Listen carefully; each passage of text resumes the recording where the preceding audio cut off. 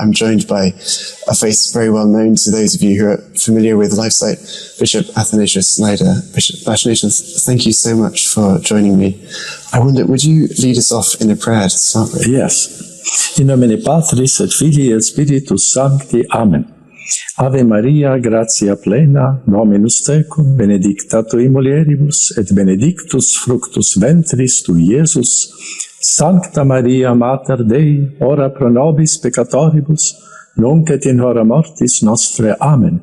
Gloria Patri et Filio et Spiritui Sancto, sicut erat in principio et nunc et semper, et in saecula saeculorum. Amen. In nomine Patris et Filii et Spiritus Sancti. Amen. Thank you very much, Your Excellency. Your Excellency, I wanted to start by asking you a little bit about your own upbringing in the Mass and in the faith, because I think it holds a lot of correlations to today. You've mentioned previously how when you were younger, you would have priests coming in secret to the house to say Mass in secret and to give you the sacraments in secret.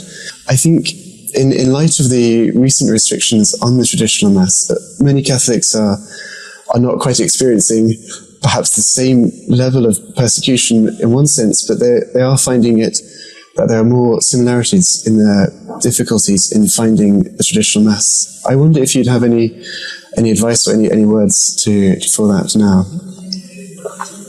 I consider it a grace in my life of God, who gave me the possibility to grow up and to have the experience in the clandestine church or the underground church, where we had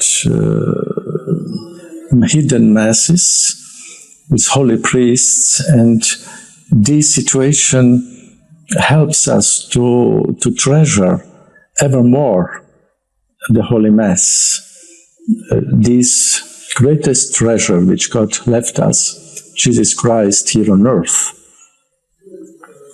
And then to value the unspeakable value of every Holy Mass.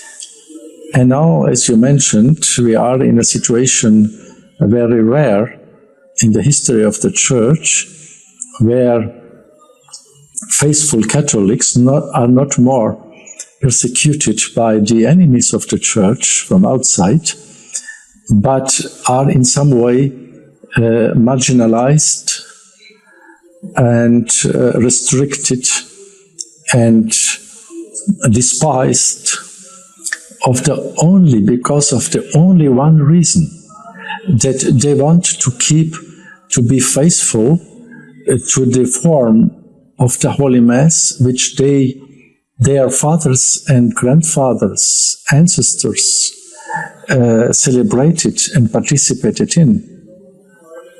The traditional rite of the Holy Mass, which so many saints from more than a millennium at least loved, cherished, and participated.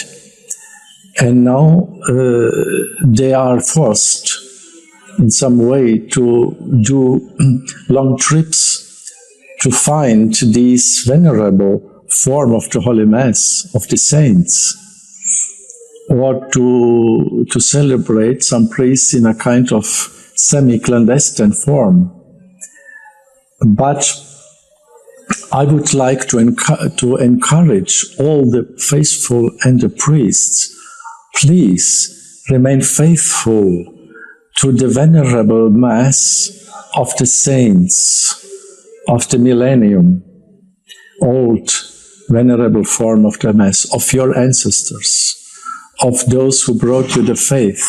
Let us say, since you are from England, the Holy Mass, the first Holy Mass, which was brought and celebrated by St. Augustine, the Apostle of England, and St. Gregory the Great, the Pope, it was the Holy Mass, basically the same, which we are now calling the Traditional Mass. There was no substantial changes since Pope Gregory the Great. It is proven by documents. Or other, France, Germany, Spain, all the countries, Poland, the Catholic countries, Ireland, they were growing up, the saints and the apostles of these countries, with this venerable Roman Mass for centuries, for millennium. And therefore we cannot simply abandon this. And we have a duty to hand over this venerable form for the next generations, and God will bless all the sacrifices which faithful and priests are doing for the sake of the fidelity to this form of the Holy Mass. God will bless this with many blessings. Absolutely.